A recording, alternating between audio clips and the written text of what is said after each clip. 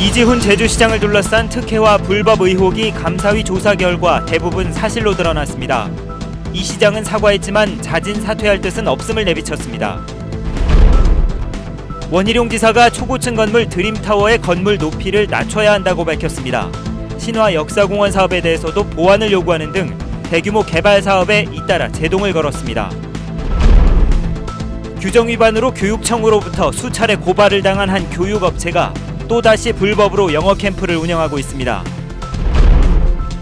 기후변화에 따른 해수온 상승으로 제주 바다에 서식하는 아열대 어류가 빠르게 늘고 있어 대응 방안이 시급합니다.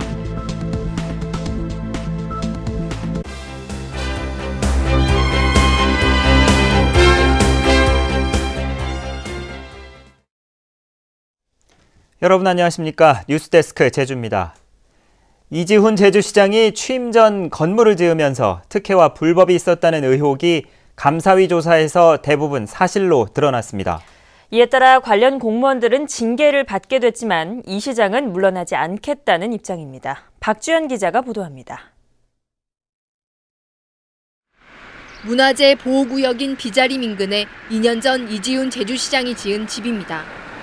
도시계획조례의 기준보다 나무가 밀집해 건물을 지을 수 없는데도 구자읍 사무소는 건축신고를 받아줬습니다. 제주시는 비자림을 관리하는 세계자연유산관리단과 협의하지 않고 공공수돗물을 쓰도록 허가했고 불법 증축과 미신고 펜션 영업도 묵인해온 것으로 드러났습니다. 또 부당하게 지급된 농업보조금도 회수되지 않는 등 이 시장을 둘러싼 위법과 부당사실 8가지가 제주도 감사위원회의 특별조사에서 확인됐습니다. 이에 따라 감사위원회는 당시 업무를 담당했던 공무원 7명에게 중징계와 주의 등 처분을 내렸지만 이 시장에 대한 징계나 고발은 어렵다고 밝혔습니다. 행위 당시 신분이 민간인에서 형사상 고발 대상은 될 수 있으나 징계 등 신분상 처분은 어렵습니다. 이지훈 시장은 문제가 된 건물을 철거하고 보조금 4천만 원도 반납하겠다고 밝혔지만 시장직을 물러날 뜻은 없음을 분명히 했습니다. 앞으로 더욱 무거운 책임감으로 시정에 임하게 나가겠습니다. 다시 한번 저로 인해 혼란을 드리게 된 점 제주시민께 진심으로 머리 숙여 사과를 드립니다. 시민단체들이 이 시장의 자진 사퇴를 잇따라 요구하고 있는 가운데 원희룡 도지사가 어떤 입장을 내놓을지 주목됩니다. MBC 뉴스 박주연입니다. 높이 200m가 넘는 초고층 건물 드림타워 사업을 두고 논란이 많은데요. 원희룡 지사가 건물 높이를 낮추지 않으면 사업을 진행할 수 없다고 못 박았습니다. 신화 역사공원 복합 리조트에 대해서도 계획 보완을 요구하는 등 대규모 개발 사업에 잇따라 제동을 걸었습니다. 현재훈 기자가 보도합니다.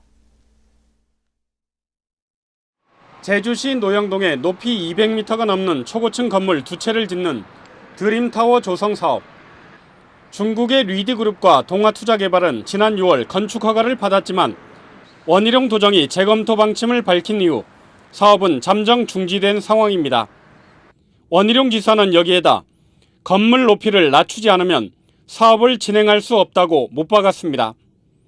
행정 절차가 이미 끝난 사업을 재논의하는 것은 투자자에겐 미안하지만 도민 여론과 미래 가치를 감안해 자신의 의지와 정치력으로 이 문제를 풀어나가겠다고 원 지사는 말했습니다.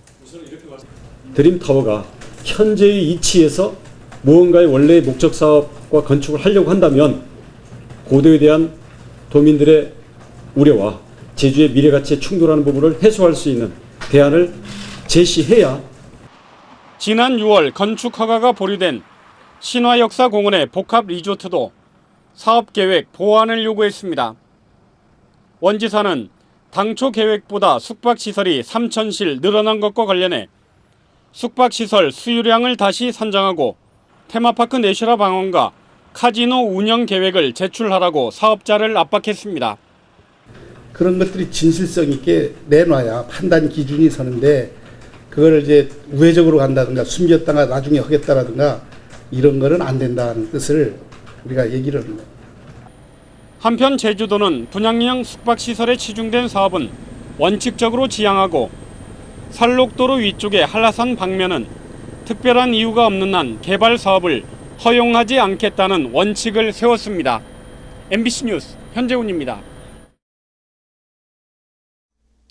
원희룡 지사는 오늘 정종학 도당위원장 등 새누리당 당직자들과 첫 당정 협의를 가졌습니다. 오늘 당정 협의에서는 대규모 개발 사업 문제와 해군기지 갈등, 세월호 사고 후 물류 대책, 그리고 한중 FTA 협상 등 지역 현안이 논의됐습니다. 당직자들은 원도정이 도당과 사전 협의 없이 행정시장 인선과 조직 개편안 등을 추진했다가 여론이 악화된 부분도 있다며 활발한 당정 협의를 원지사에게 주문했습니다. 이달 초 이 시간에 수차례 고발을 당했던 무등록 업체가 영어 캠프 참가자를 모집한다는 보도를 했는데요. 이 확인 결과 실제로 영어 캠프가 운영되고 있었습니다. 예상대로 주변 환경이 아주 열악했는데 이소연 기자가 취재했습니다. 서귀포시 표선면에 있는 사설박물관. 한 교육업체가 이곳을 영어 캠프장으로 한 달 동안 임대했습니다. 강의실은 원래 조리시설과 승마용 장비들을 보관하던 창고. 책상들은 정리가 안 돼 어수선하고 옆에는 밥솥까지 보입니다. 마당은 승마 체험장이어서 가축 분뇨 냄새가 진동합니다. 아이들이 자는 넓은 방엔 옷과 쓰레기들이 널려 있고 냉방 장치도 없습니다. 캠프 참가 비용이 만만찮지만 환경은 열악하기 짝이 없습니다. 와 벌레 친환경적이라면서 저기서 바퀴벌레 나왔어요. 30일 이상 교습을 하게 되면 영어 캠프도 학원법에 따라 등록을 해야 합니다. 이 업체는 이 규정을 어겨 지금까지 4번이나 고발을 당했지만 또다시 불법으로 캠프를 운영하고 있는 겁니다.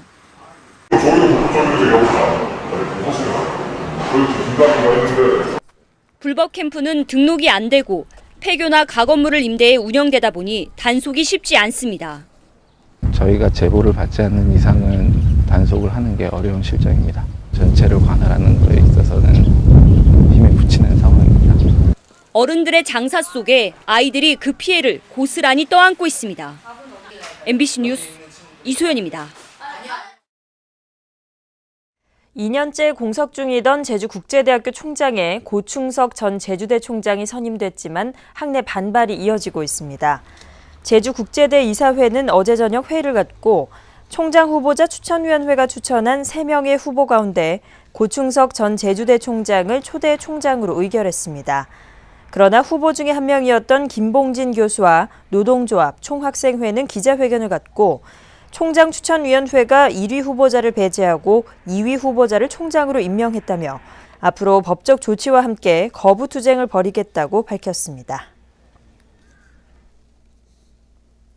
기후변화에 따른 해수온 상승으로 제주 바다에 서식하는 아열대 어류들이 크게 늘고 있습니다. 해양 생태계의 급속한 변화는 제주 수산업에 많은 영향을 미치고 있어서 대응 방안이 시급한 실정입니다. 김찬년 기자가 보도합니다. 서귀포시 남원읍 신흥리 앞바다. 하루 전 쳐놓은 자망과 통발 그물 속에 물고기들이 들어있습니다. 이번에 잡힌 19종의 60마리 가운데 범돔과 쏠종개, 9둥가리 등 아열대 어류가 6종의 20마리, 전체 3분의 1이나 됩니다.